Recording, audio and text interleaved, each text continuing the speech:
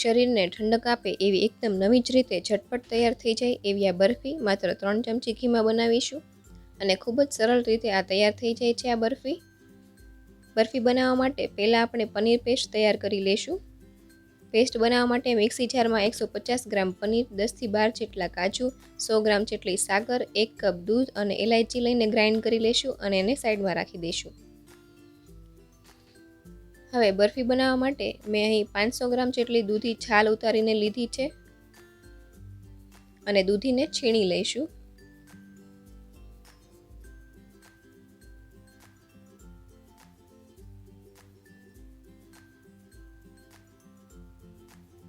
દૂધી છીણાઈ ગયા બાદ હવે એક કડાઈમાં 3 ચમચી જેટલું ઘી ગરમ કરી લઈશું અને તેમાં છીણેલું દૂધી ઉમેરી દઈશું।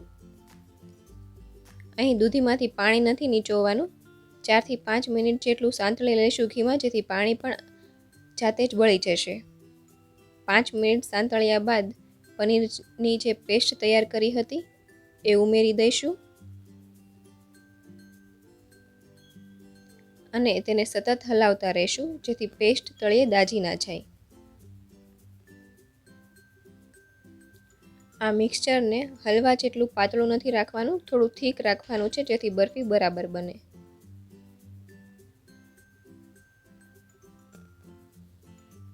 તો આ બરફીની પેસ્ટ પણ હવે થીક થઈ ગઈ છે, તમે જોઈ શકો છો।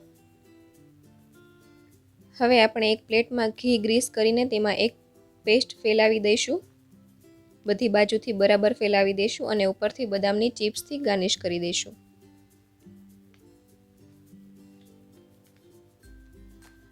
અને તેને એકદમ ઠંડુ કરી લેશું, રૂમ ટેમ્પરેચર પર આવી જાય એટલું।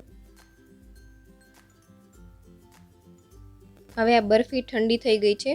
ઠંડી થઈ ગયા બાદ તેને પીસીસમાં કટ કરી લેશું બંને બાજુથી।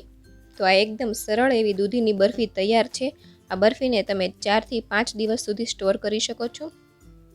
ગરમીની સિઝનમાં દૂધી બોડીને ઠંડક પણ આપે છે અને આ બરફી ખૂબ જ હેલ્ધી પણ છે। તો તમે પણ આ રેસીપીને ટ્રાય કરો અને કમેન્ટ સેક્શનમાં મને જરૂરથી જણાવો કે મારી આ રેસીપી તમને કેવી લાગી। મારી વિડીયોને લાઇક કરો અને શેર કરો। મારી રેસીપીઓ ગમતી હોય તો મારી ચેનલને સબસ્ક્રાઈબ કરો।